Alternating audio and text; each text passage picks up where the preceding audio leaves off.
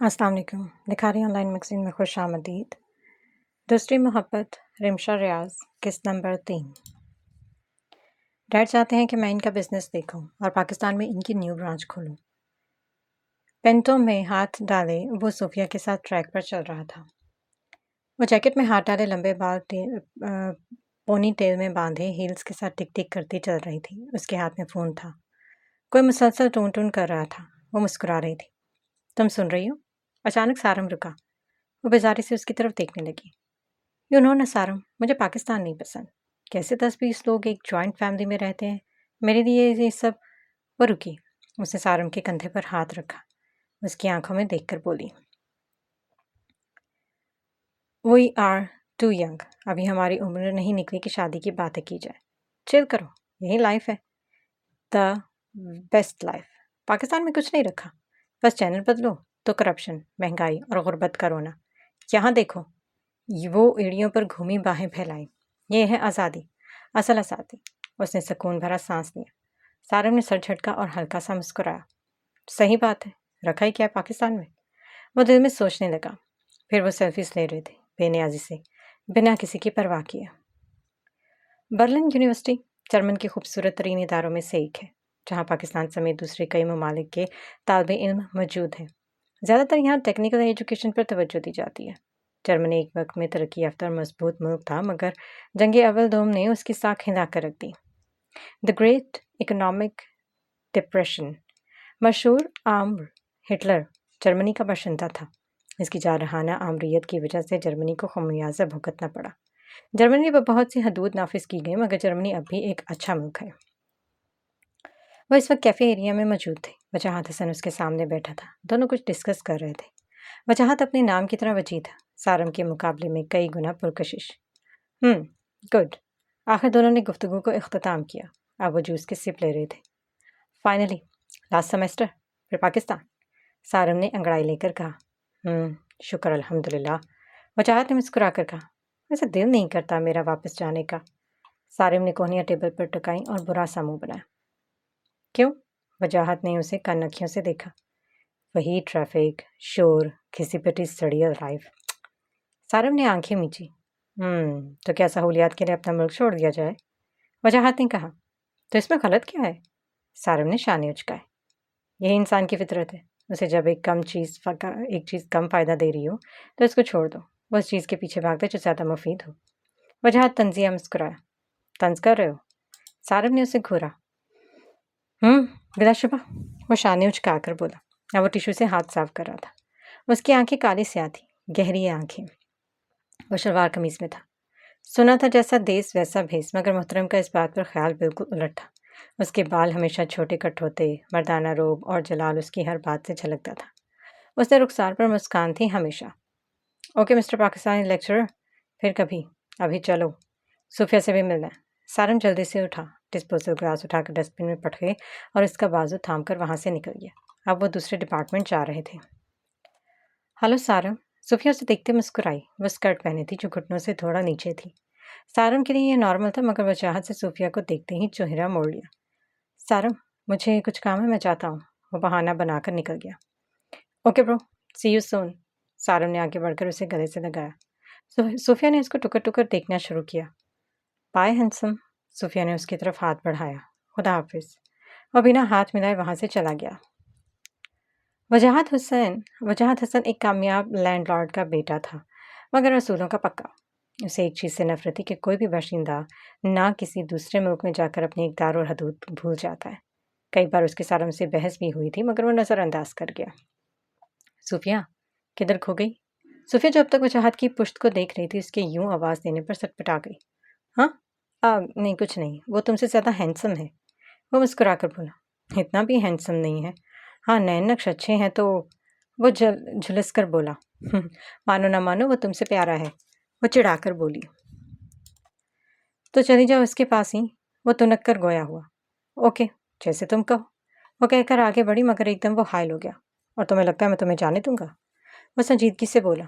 जाने वाले चले जाते, मर्जियाँ नहीं चलती हर जगह। कुछ लोग अपनी करनी करते हैं, इन्हें वास्ते भी दिए जाए, इन्हें फ़र्क नहीं पड़ता। सूफिया बाजू सीने पर बांध कर बोली। ऐसे बातें ना किया करो, मेरे दिल को कुछ होने लगता है। सारम बेचारगी से बोला। लड़के चलो, अब मुझे लाइब्रेरी जाना है। वो उसके सर पर नोटपैड मारकर बोली। यस बस श्योर। उसने कमर झुकाकर उसे शहजादे की तरह रास्ता दिखाया।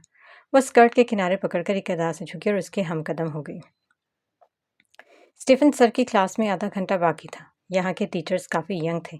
सारम को हैरानी होती है, वैसे वेस्ट कल्चर कितना मुख्तलिफ है, जिसमें मगरब को पाकिस्तान गालियाँ देता। कभी सोचा कि वो इतना कामयाब क्यों है? नहीं। Sir Stephen grey three-piece suits में मलबूस थे। कोट उतारा हुआ था। क्लास में कोई डिज़ाइनर नहीं था, मतलब सारा डाइस नहीं था, मतलब सारा वक्त खड़े होकर लेक्चर देना था। क्लास ख़त्म हुई तो बातचीत शुरू हो गई। श्योम एक इंडियन स्टूडेंट था। सर मैं आई आस्क ए क्वेश्चन। वो सामना लड़का पेन मुंह से निकाल कर बोला। या श्योर मैन। वो मुस्कुराकर उसके सामने खड़े हुए। सर मैंने यहाँ आकर देखा, यहाँ वक्त की बहुत पाबंदी है, ना सिर्फ स्कूल बल्कि हर जगह। यहाँ की बस टाइम पे आती है, ऑफिस के टाइम पर इतना परफेक्ट कैसे? वो आंखें फाड़ कर पूछने लगा। वो पेंटो की जेब में हाथ डालकर मुस्कुराए, एक पैर ज़मीन पर टिकाए, टांगों से कैंची शेप बनाए। वो उसे गौर से देखने लगे। इस बात का जवाब मैं बाद में देता हूँ, पहले तुम मुझे ये बताओ कि तुम्हें अजीब क्यों लगा? उसकी आंखों में देखकर बोले। वो चश्मे उतार कर सारम और वजाहत को देखने लगा। वो भी उसे गौर से सुन रहे थे। सर हम सब मशरकी हैं, मैं जितना जानता हूँ वहाँ ये चीज़ नहीं है।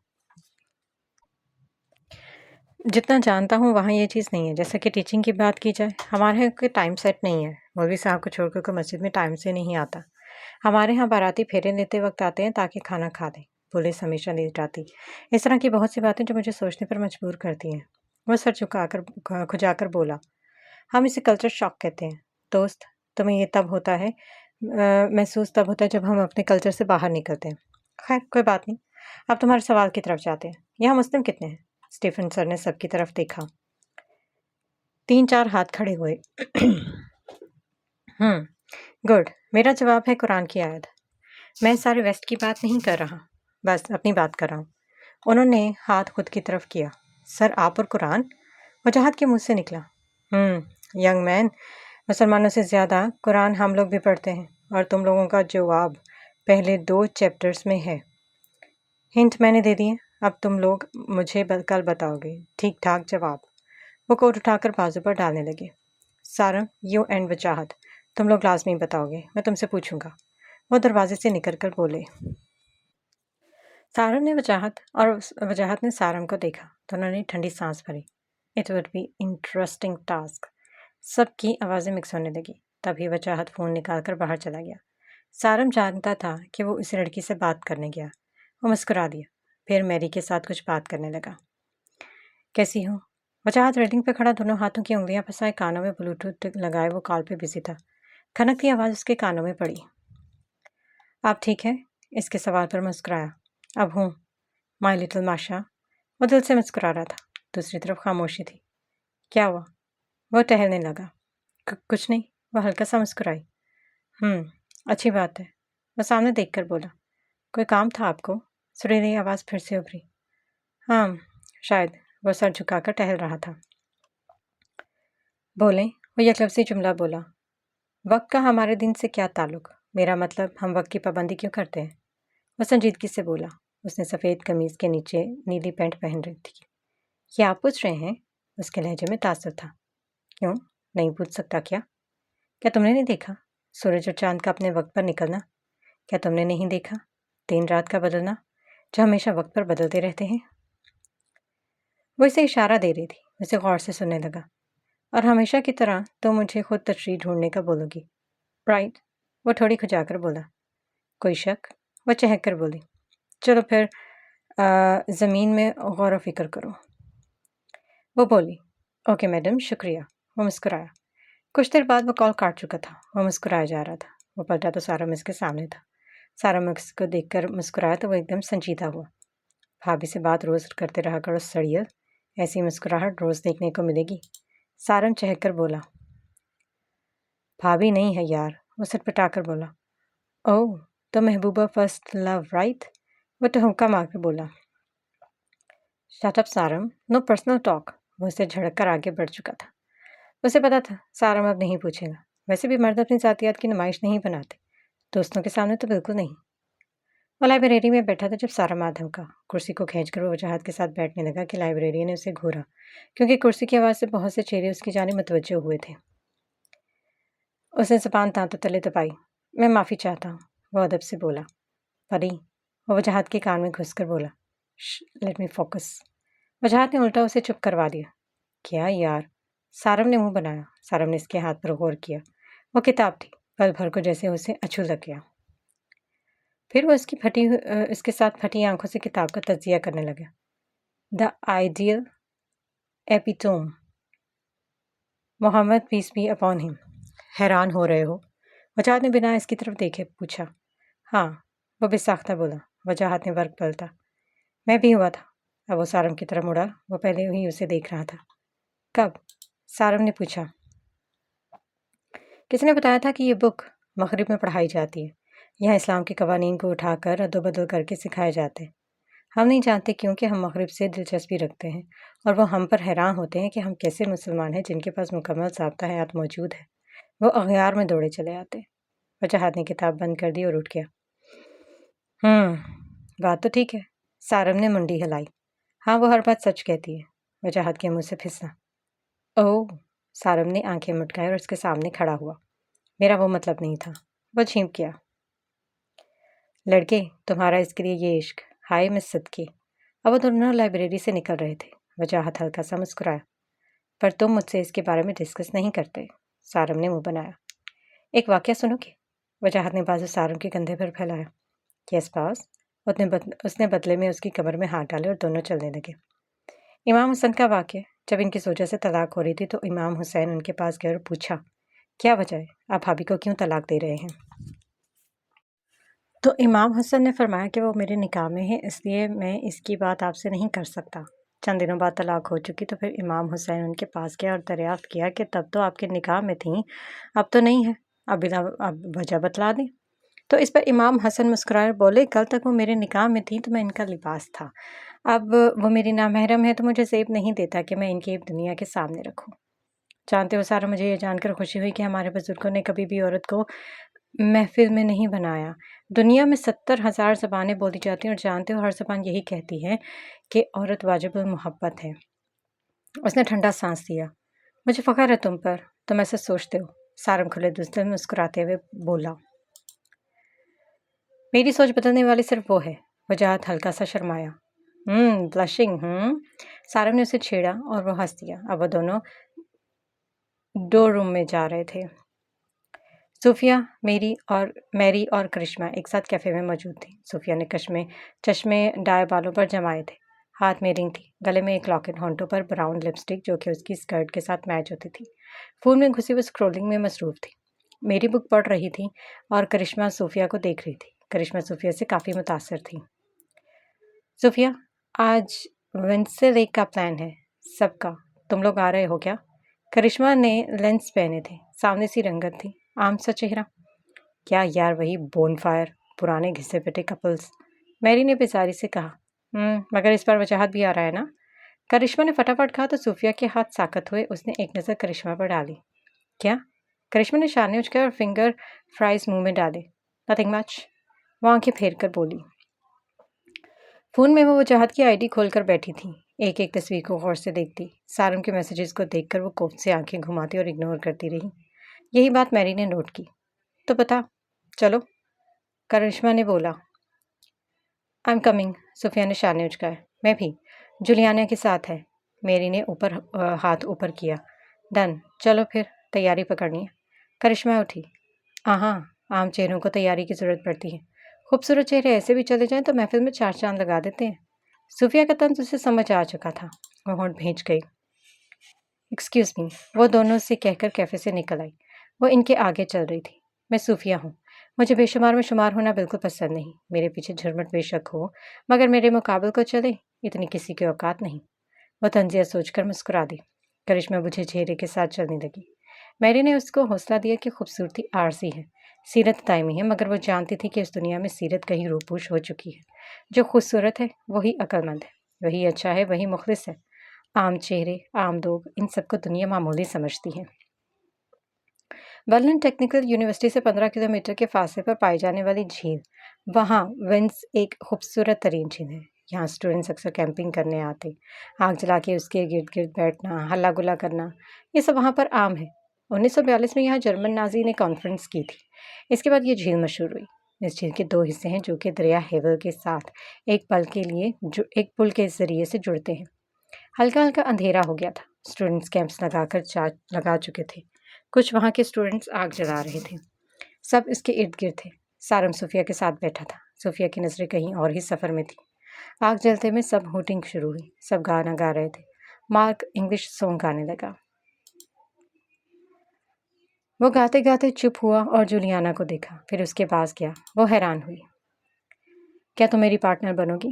وہ گھٹنوں کے بل اس کے سامنے بیٹھا، تبھی وہ چاہتا ہے۔ اس نے یہ دیکھ کر سر جھٹکا اور بلیک کوٹ پہنے تھے، گلے کے گرد مفلر تھا، بلیک پینٹ پہنے وہ کافی جاذب نظر تھا، بال ہمیشہ کی طرح سیٹ تھے۔ صوفیہ اسے دیکھ کر مسکرائی، وہ نخوت سے شیون کے پاس بیٹھ گیا۔ صوفیہ لٹ رول کرتی رہ گئی۔ ہوٹنگ بہت ہو رہی تھی، جولیانا نے ہاں کر دی، سب خوشی سے لہک رہے تھے۔ سی یس اس کے نعرے تھے، سب کے ہاتھ میں کافی تھی۔ سارم گلا کھنکار کر سب کو متوجہ کیا۔ ڈیئر فرینڈس، ہمارے سرکل میں ایسا بندہ بھی ہے جو کسی سے محبت کرتا ہے، اور وہ کون ہے، کیسی ہے، ہم نہیں جانتے، مگر لفظوں کی چھڑک سے ہم ملنے جا رہے ہیں۔ Mrs future. سارم نے کان پکڑے تو وجاہت نے اسے گھورا، وہ شانے اچکا گیا، سب اسے فورس کرنے لگے۔ اچھا، اس نے آہ بھری اور ہتھیار ڈال دیا۔ میں اردو میں سناؤں گا، لیکن وہ جیسے بات ختم کرنے کو بولا۔ اچھا ٹھیک ہے بھائی، میں ترجمہ کر لوں گا، تجھ سنا تو صحیح۔ سارم نے اس کے گلے میں ہاتھ ڈالا۔ یہ ایک نظم ہے جو میری نہیں، مگر میں جس کے لیے کہنے جا رہا ہوں وہ یہاں نہیں ہے، جب میں اسے ملوں گا تو اسے بتاؤں گا۔ وہ سر جھکا کر کہنے لگا۔ صوفیہ کے نتنے پھول گئے، وہ دانت پیس کر رہ گئی۔ چلیں پھر سرکار، شروع کریں۔ شیوم نے ہانک لگائی، وہ مسکرایا، ہاتھ میں ایک پتا تھا جسے وہ گھمانے لگا۔ اول ہے تجھ کو بنانے والے کلاکار کی کلا، کوئی کیسی اتنا خوبصورت ہو سکتا ہے بھلا۔ چاند بھی ٹہرا نہیں تیرے سامنے، سمندر بھی گہرا نہیں تیرے سامنے، تو تتلیوں سے بھی رنگین ہے بہت، سونا بھی سنہرا نہیں تیرے سامنے، تو مہکتی ہے پھولوں سے زیادہ، تو حسین ہے حسینوں کے اصولوں سے زیادہ، کچھ بھی خوبصورت نہیں دنیا میں تجھ کو چھوڑ کر، تجھ میں ڈال دی گئی ہے چمک چاند کو نچوڑ کر۔ نہیں ملا کوئی تجھ سا حسین، میں نے دیکھا ہے سب کو باری باری جوڑ کر، کملوں کے پھولوں کی مہک کو پیچھے چھوڑ دیا، تو نے اے حسینہ پھولوں کا دل توڑ دیا، خدا جانے یہ جادو ہے کون سا، تیری آواز نے ٹوٹے دلوں کو جوڑ دیا۔ نہیں اس بات پہ کوئی سوال نہیں، تیری خوبصورتی کا کوئی سوال نہیں، اب تجھ کو کب تک کہوں اول اور کتنا حسین لکھوں میں، وہ لفظ ہی نہیں جس میں تو پورا بیان ہو جائے۔ اب یہ نظم یہیں چھوڑ دوں گا، میں لکھ کر تجھ کو معجزۂ قلم توڑ دوں گا۔ وہ چپ ہوا تو ہوا میں تالیوں کا شور سنائی دیا، وہ بلش کرنے لگا۔ کیا بہت پیاری ہے وہ؟ سارم نے بہت بے ساختہ پوچھا۔ وہ ہلکا سا مسکرا دیا۔ صوفیہ وہاں سے اٹھ کر چلی گئی۔ یہ بات میری نے پھر سے نوٹ کی، سب وجاہت کو چھیڑ رہے تھے، سب لطف اندوز ہو رہے تھے۔ جیسے ہی ٹھنڈ ہوئی سب کیمپس میں چلے گئے۔ وجاہت سر کے نیچے بازو رکھ کر آنکھیں بند کرنے لگا۔ میں تمہیں اپنے لفظوں میں ایسے لکھوں گا تارا، لوگ تمہاری ایک جھلک کے لیے بےتاب ہو جائیں گے، مگر میں تمہیں روپوش رکھوں گا۔ وہ سوچ کر مسکرا دیا۔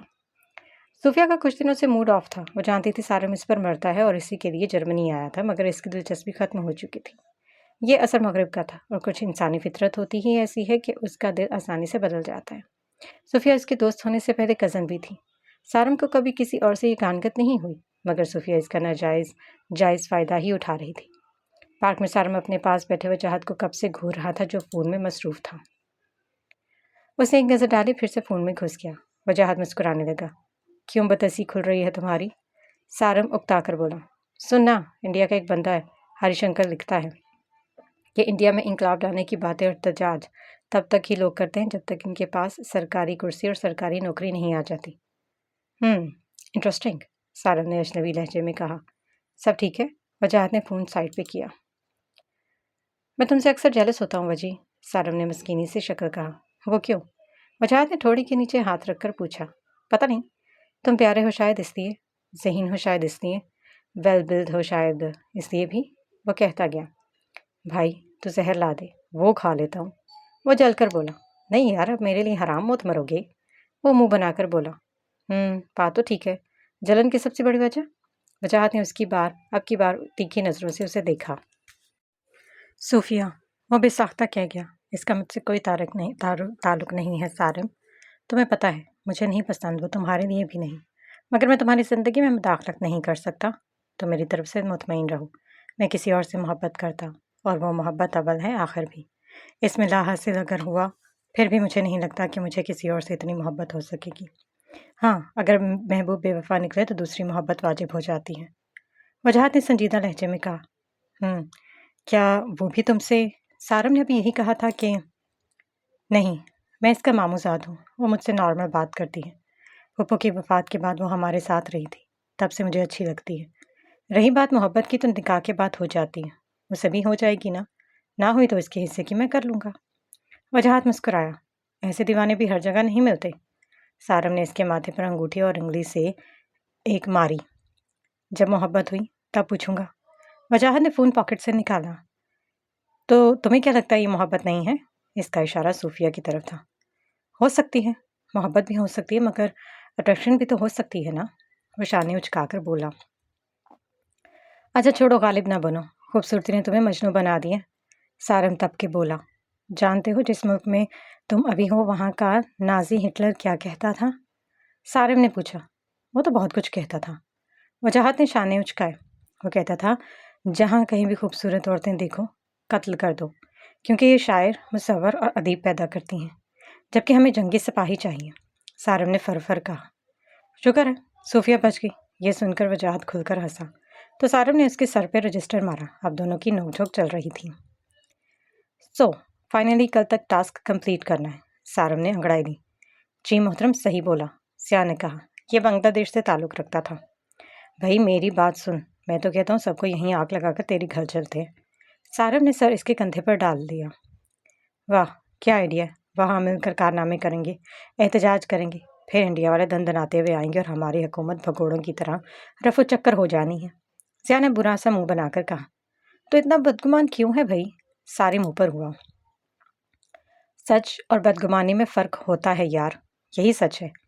سیاہ نے ٹھنڈی آہ بھری۔ خیر اللہ مالک ہے یار، سارم نے اس کے کندھے پر ہاتھ رکھ کر حوصلہ دیا۔ جو اپنی مدد نہیں کرتا کوئی اس کی مدد نہیں کرتا۔ خدا بھی آزماتا ہے کہ کب تک میرا بندہ میرے بجائے عارضی آسرے سے لو لگائے گا۔ ضیاء نے ٹھہر ٹھہر کے کہا، میں تو بول رہا ہوں تم اور وجی نا ایک اکیڈمی کھول لو، دا بکواس ڈکشنری۔ یقین مانو ہر ویلا شخص تم لوگوں کے پاس ٹائم پاس کے لیے ضرور آئے گا۔ ٹیکنیکل یونیورسٹی سے انجینئرنگ سیکھو بھائی، نہ کہ پولیٹکس۔ سارم نے اف کر کے بات ختم کی۔ مجھے لگتا ہے ہر انسان کی زندگی پہ ایسا دورانیہ لاتا ہے جس میں ایسی ٹھوکر لگتی ہے کہ وہ گرنے کی بجائے سمجھدار ہو جاتا ہے۔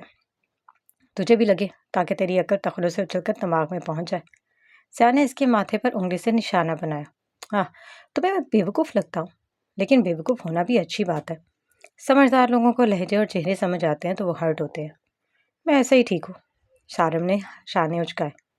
ہٹلر ہوتا تو ابھی تک تمہیں نا اوپر پہنچا دیتا۔ سیاہ جل کر بولا، شکر ہے بچت ہو گئی۔ سارم ہنس دیا، ویری فنی۔ سیاہ نے آنکھیں پھیر کر کہا، تم دونوں نا بہت سڑو ہو۔ سارم نے کہا تھا کہ گراؤنڈ میں وجاہت کی آمد ہوئی۔ چلتا ہوں، دو سڑوں کے درمیان بیٹھا اچھا نہیں لگتا۔ سارم پینٹ جھاڑ کر بولا۔ وجاہت اس کو دیکھ کر مسکرایا اور ضیاء کے نیچے ساتھ بیٹھ گیا۔ وہ بائی کرتا یہ جا وہ جا۔ کیا بول رہا تھا؟ وجاہت نے کہا، کچھ نہیں، ہم دونوں کی تعریف کے پل باندھ رہا تھا۔ ضیاء ہنسا۔ خیر سمجھدار ہو ہی جائے گی، تبدیلیاں وقت کے ساتھ آہستہ آہستہ جنم لیتی ہیں، اچانک سے نہیں آتی۔ نکھرنے کے لیے بکھرنا ضروری ہوتا ہے۔ وجاہت نے اس کے شانے پر ہاتھ رکھا۔ کاش ہم ایک ہی ملک میں ہوتے، سیاہ نے صدمے سے کہا۔ ایسا ہوتا تو کیا گارنٹی تھی کہ ہم دونوں یہاں ملتے؟ وجاہت نے مسکرا کر پوچھا۔ تمہارے پاس ہر چیز کا لاجک ہے یار۔ چلو بتاؤ، اسٹیفن سر کو سوال حل کیا؟